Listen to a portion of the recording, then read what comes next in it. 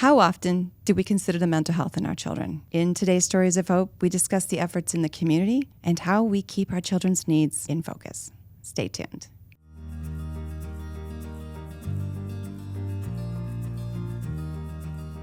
Welcome to Stories of Hope. I'm Christine Hotchkiss. Each week I bring you stories that inspire, educate, and give you hope. I want to thank my sponsor and podcast producer, the Motivated Mind Group.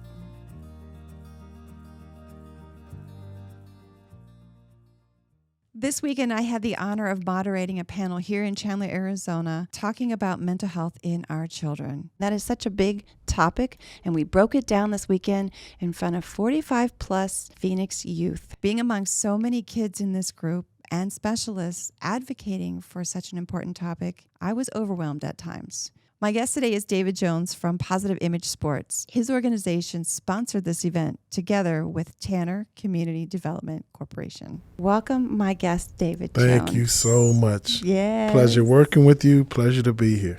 It was a little bit of a challenge, but it turned out to be a great success because we had such a diversity of an age of children, 6 right. to 18, 20, I don't know.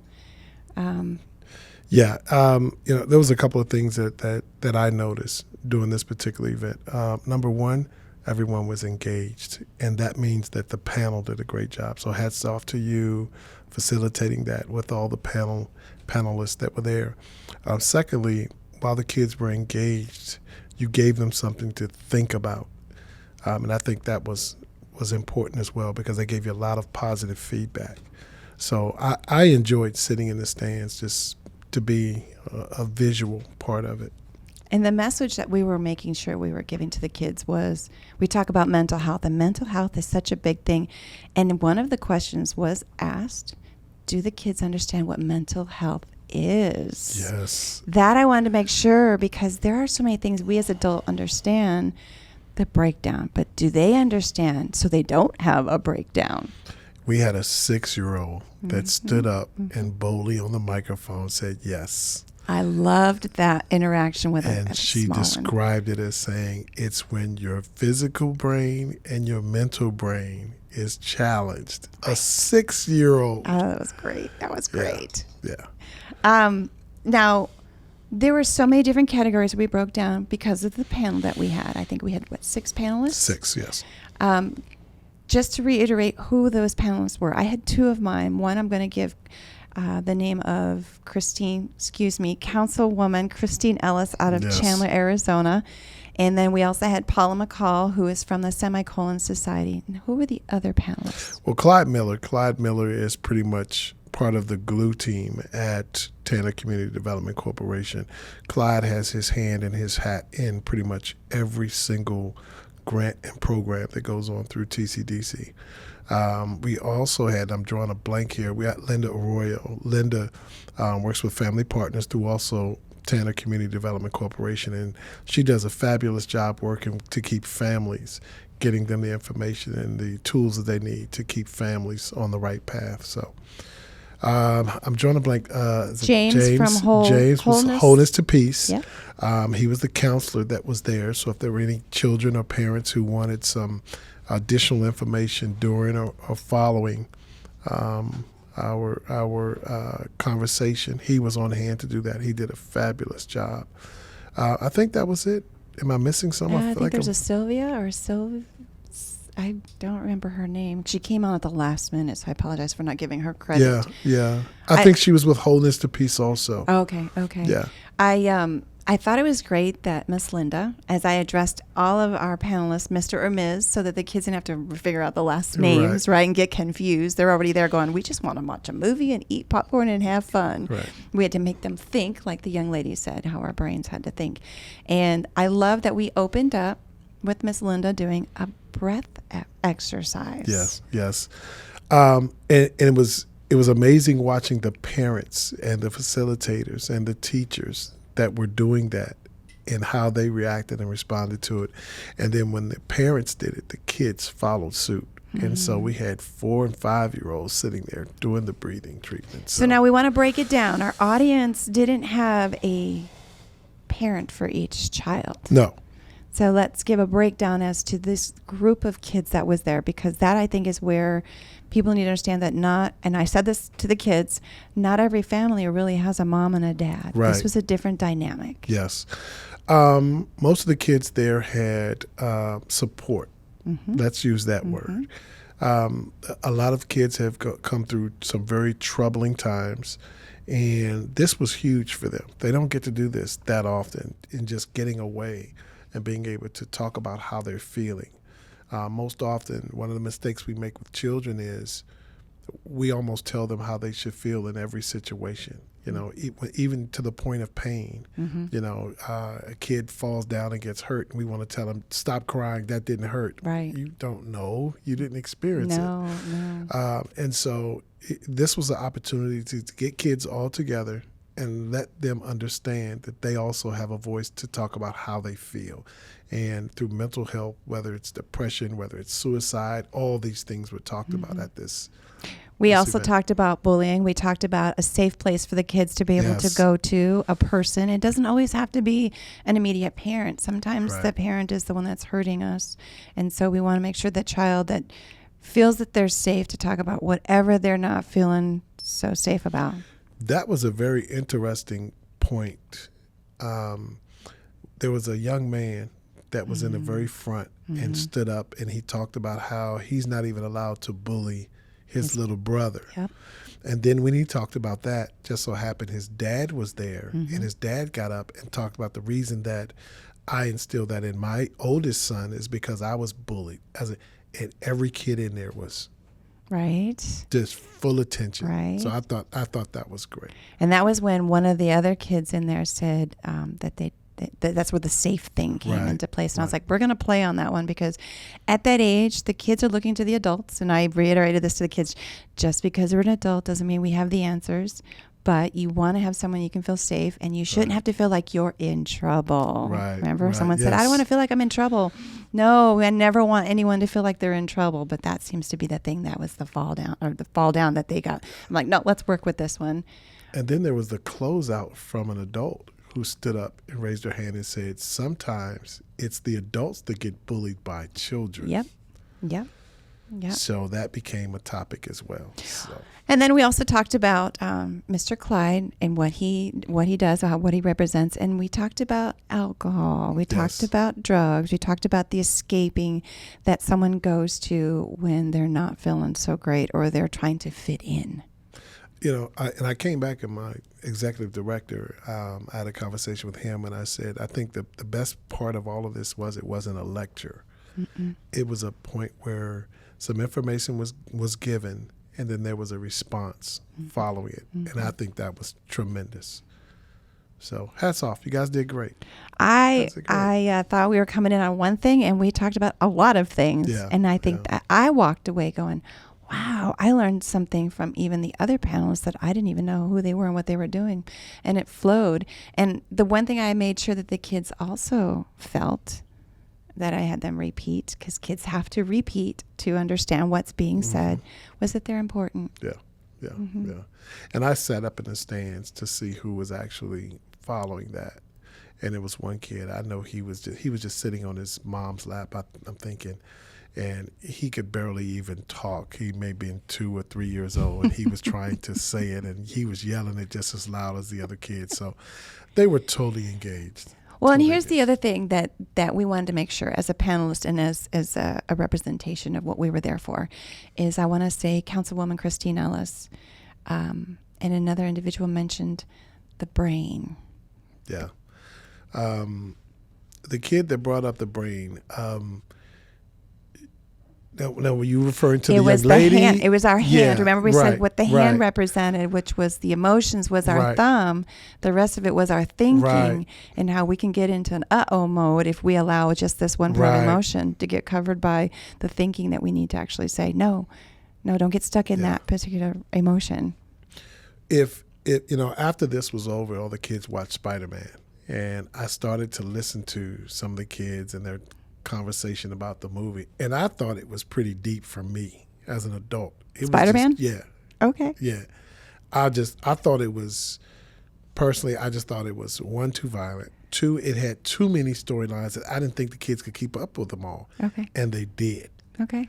So two of the kids afterwards, the next day, Sunday at church, they came and I had a conversation with them after church, and we're sitting there and he's telling me, and he was 7, he's sitting there, and I'll say his name, Prince, is sitting there, and he's giving me all this feedback about what he saw and understood about the movie. Wow. And I'm like, well, yeah, if he figured that out, what we talked about, they got it. There's a message in every movie, but that doesn't mean everyone's going to get it. The movie, yeah. But, and we had talked prior to the actual event, and that was who's going to be paying attention, who's not going to be paying attention. It was my goal to make sure everybody of all ages, and I included the adults too. Yeah, you did great. I don't know what you did, if you gave them something, if you blackmailed them. You have a great, I'll call her your assistant in here. Maybe she bullied them. I don't know.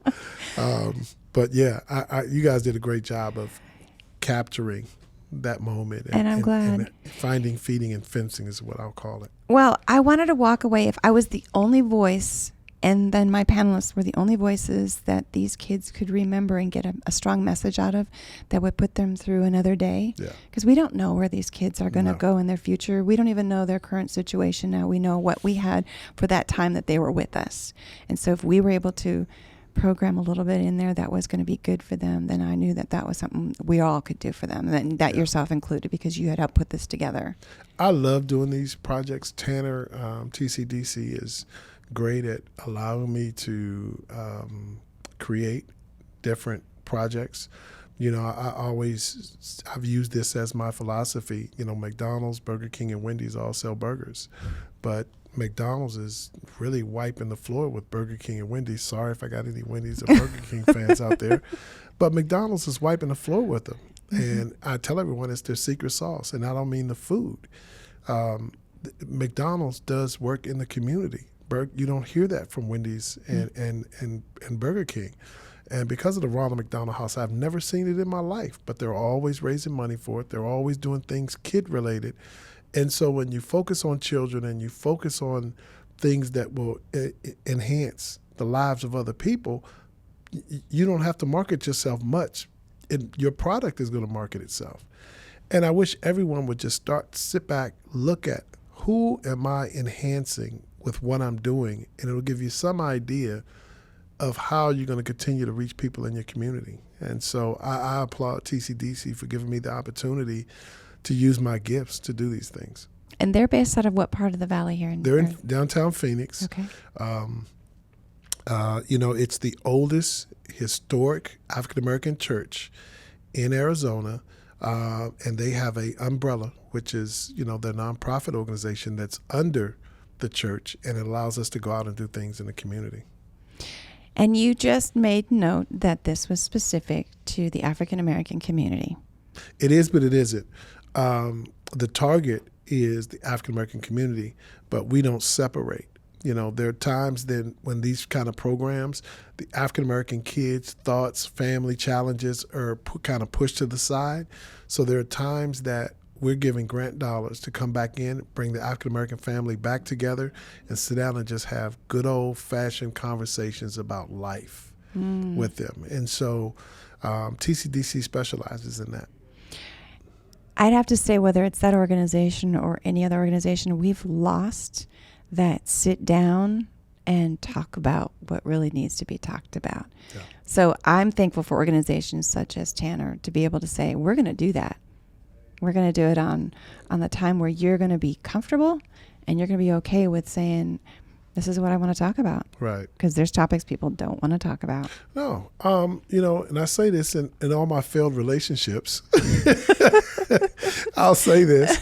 If you don't tell me what has affected you, mm-hmm. if I subconsciously take you back down that road and I don't know I've done it, then how do you get better, and how do I keep from taking you down that path that was traumatic for you? I need to know what you experienced. And we just don't want to talk about these things. They're so traumatic that we don't understand. The healing comes from the release also, but we don't want to do that. No, and we're not going to go back to the 2020 time frame where we were very divided on different ways, and now we're coming out of it still 3 years later. I pray we're coming out of it. Yeah. But that's where people like you and I and Tanner and other organizations say we're going to take a stand and get back into our community and get the people connected. So I know you don't really represent Tanner, but you are very familiar with Tanner. What is their main goal? I represent Tanner. Oh, you do? Yeah. All right. You're representing. I have everything except a tattoo on my right shoulder. We're going to have to talk about that with the executive director. The community. Well, he loves me. He loves me. I'll just say that on there. He loves me. He's sitting in here. He's sitting in here. No, I enjoy doing this. This is as a child, my childhood was very traumatic. I had a father that was abusive. One day he really assaulted my mom, broke her ribs, broke her jaw, and the neighbors next door called the police. The police came, they arrested my father. The next day I went to school. When I got to school, a friend of mine, Troy, I'll never forget it, we were in my art class with Miss Rivers, and I went to sit down, and Troy pulled my chair out, and I hit the ground. And when I hit the ground, I got up, and my first instinct was to punch Troy. And I had never gotten in trouble before. So I got up, and I just punched Troy right in the face. So I got suspended for 5 days. And so the principal, Dr. Bell, called my mother's house, didn't get an answer, called my grandfather's house, and my grandfather answered the phone, and he figured, I better come and get you, because if she comes to get you, it's not going to be good. Nope. And my grandfather picked me up, and he decided to take me fishing. We went fishing. While we were fishing, he fell off the boat and drowned. It took them 8 hours to find me drifting in a boat in 1977. Oh, no. And I was 12 years old. And it made the news back in D.C. And the Washington Redskins, and back then they were Redskins, they're the Commanders now. When it made the news, Harold McClinton, who played middle linebacker for the Washington Redskins, he became my mentor. He came to my house and said, hey, I'm going to take care of you the rest of the summer, school year, blah, blah, blah, blah, blah. So he took me school clothes shopping the next year, did all of this. And in August, they played the Chicago Bears. 4 months later, it was at RFK Stadium. He had already told me, I'm coming to pick you up to take me to Shakey's Pizza after the game. And on his way to my house, a lady got a flat tire on the 295 BWI, and he pulled over to help her, and he got hit and killed by a drunk driver. Oh, my goodness. So I lost my father, my grandfather, and my mentor all within 4 months. And so my life story was I never wanted another kid to experience the loss that I had to feel. So it was difficult. And, to this day, I'm still challenged by that. But every time I sit in these theaters or these other programs and I remind myself, you were there once. I've taken that negative and turned it into these positive for all these people. I myself have had a few of my own trials and stuff from childhood. People know me for other things here as an adult, but I had my own too. And I think that's where I was able to stand in front of that theater, and same thing with your stories, and say, I don't want these kids to feel like they're alone. They don't have a safe person. They don't have a safe place, or they can't talk about something that really matters. And again, I told the kids, you don't know where your future's going to take you. Yeah. And don't ever look at yourself thinking someone's got something else going on, because that is not always the case. There might be a smile on the face, but that doesn't mean that it's a smile on the side. We're doing whatever we can. So I take back what I said about the association with Tanner, because yes, you do understand, and I'm glad that you do, and I do too. And that's what I think we're supposed to be doing, is teaching one another the different things in life that are available to us. I love this connecting, meeting you through Councilwoman Christine and all the people who are now coming on board. It's allowing me to continue to grow the work that TCDC has laid on my plate. But it's also connected me to some great people that have the same visions that I do. So I'm thankful. I'm thankful that we have these organizations, and we have someone that actually can say, I know what they're doing, not just because I can sponsor them. I really have a heart with what they're doing, because that makes a big difference. Right. You can't go and say, I can do this, and you have no idea what you're talking about. Yeah, I'm actually heading another program in October that you're going to be an ambassador for. Oh, yes. Do tell about this one. This one's actually fascinating. Yeah, so all you listeners out there, I need you to really hear this. in Chandler, we're looking to break the Guinness's Book of World Records for the most people dribbling a basketball at one time. So if you can take your nails off for 15 seconds, put on tennis shoes instead of heels, we'd love to have you. I got part of that I can do. I know You're about the other. I don't fine. have the You're nails, but the fine. heels might be a problem. I'll get you. What size shoe do you wear? Don't tell us. Don't tell us. I can do barefooted. No, we're going to be on the cement. You'll sprain an ankle and go home before we dribble. Oh, no. Yeah, that sounds like a really great thing to do. And It's then, going to be fun. We're looking to raise money for cancer, Mm-hmm. cancer research, cancer science. The money's going to Relay for Life, Nice. Tanner Community Development Corporation, Wholeness to Peace. We have about 8 other organizations that are going to benefit. So 100% of the proceeds are going to 501c3s Good. here in the Valley. And it's $20 to register. And here's the great part. We're raising all this money for cancer, but after we dribble, all the athletes they're going to be signing the basketballs. And we just got Larry Holmes yesterday. Nice. So we have the former boxing champion coming out, and Myers Drysdale, who's a Basketball Hall of Famer, Jeff Malone, Holden Polynice. We have just a boatload of people coming out. So you can visit us at our website on dribble4, the number 4 cancer.com to register. Perfect. So I'm going to hold you responsible for at least 20 people because I know you have 20 friends. I just got to figure out what shoes to wear since I can't wear heels. I'll let you wear it. Matter of fact, I can do it in heels. I'm setting up a seniors tent. I am not no senior. Figured that'll get her attention. So the seniors tent, what we're doing is we're going to put tables and chairs in the seniors tent. We're going to set up a floor for them so they can dribble and they don't have to stand up for a long period of time. We're going to put drinks in there, non-alcoholic seniors because it's early in the morning. Right. And we're going to have a lot of music. We're going to invite a lot of guests to come out and perform live, and it's going to be a celebration right there in Chandler. This is back with Tanner. We're going to have volunteers Yes, with them too. yes, Okay. yes. So, And me being an ambassador, I have no idea what that title requires, but that I'll be I'll there. tell you about it. I know who I can get for security. Oh, so I have one final question, but before I do, is there anything that you want to share more about Tanner, being that they're in the community, you're a part of their community, the outreach of it, that I did not ask? I invite people to, check us out, go to the website and look up Tanner Community Development Corporation. There's a place where you want to donate so we can continue to give, do projects out in the community like we're doing. We want to continue to grow. We give a lot of literature out at every one of our events, whether it's drinking, alcohol, whether it's tobacco, the damage that's done, if you're in need of services for your family, counseling, we do it all. And so if there's an organization out there that's looking to partner with us in our work in the community, we'd love to have you.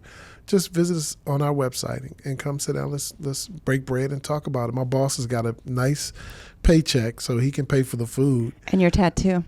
My tattoo.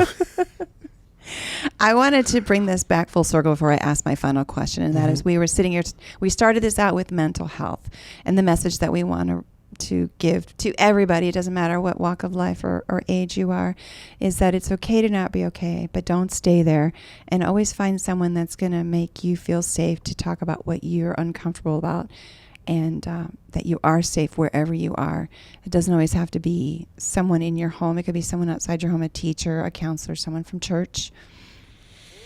These things that we talked about in this event last weekend about bullying, not acceptable, children or adults, and we do need to communicate more with one another. So mental health is it's a one word, but there's so many facets to it that if someone doesn't have an answer, find someone that will get you an answer or get you the help that you need. Yeah.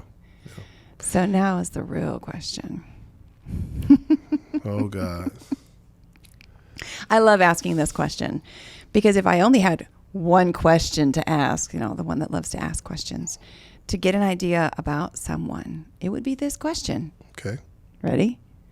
What message would you like to leave everyone based on your journey of your life? Wow. I shared this with you before we got on air. My son called me on Sunday morning on my way to church, and his grandfather, he stopped by to see him. There's a 3-hour time difference. He's on the East Coast. Of course, I'm on the West Coast. He went in to his room and asked him if he wanted something to eat, and he said, "Yeah, could you make me some toast?" And he went in the kitchen, put butter on toast, and brought it back to him. When he brought it back, he had passed away just in that 3 minutes of putting that.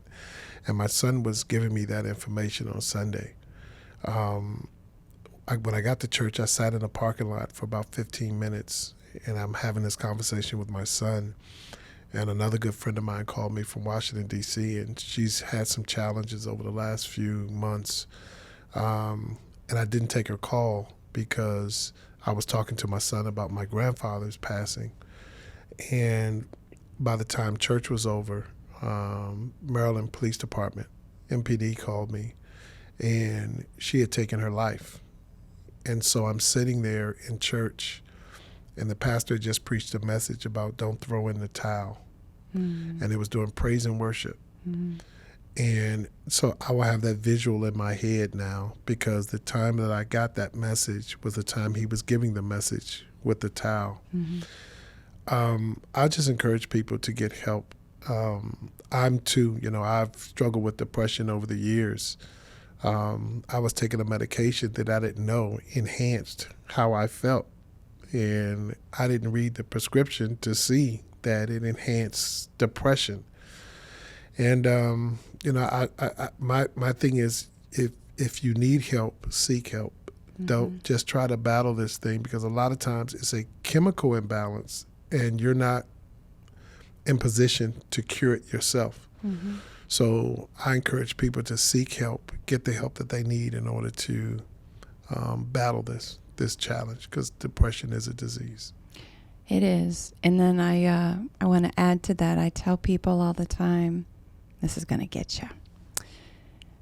We are going to be passed away longer than we lived. So how are you living your life? Right? And what happened in the 2 stories that you just shared, and I'm very sorry to hear that you have to deal with that. Emotions are very hard. It goes back to what we were telling the kids with the 5, with the hand. But emotions do capture us. But then we also have to think about it, which sounds like someone taking their own life. The emotion got the better of them, and that's the bad part and the sad part. With both of the situations you just shared, life is very fragile. Very. Yeah. Totally. I'm thankful that, I'm a joyful, playful kind of guy, and, I didn't know which way I was going to come across today. But I wanted to be serious enough to know that mental health is so, so important. And if we saved or changed one life, this episode today, it was worth it. Yeah, I agree with you. And we can do that even if we're not in a studio or in a theater. How we talk to people throughout our day, you don't know if that stranger just needed a smile or said, "Hey, you look great today," or whatever the compliment is. You don't know what someone's battling. So yeah, everyone could use that uplift. So thank you for being serious and having fun. And I'll look for the design of the tattoo you talked about. Cut that. No. Thank you for being my guest today. I really appreciate it. Thank you for having me. Thank you for allowing me to be a spokesperson on this. And again, hopefully we'll talk again as we approach Dribble for Cancer 2023. We will, and we'll provide that information. Will do. Thank you so much. Thank you. This inspiring story was brought to you by MMG, your global creative agency based right here in downtown Chandler.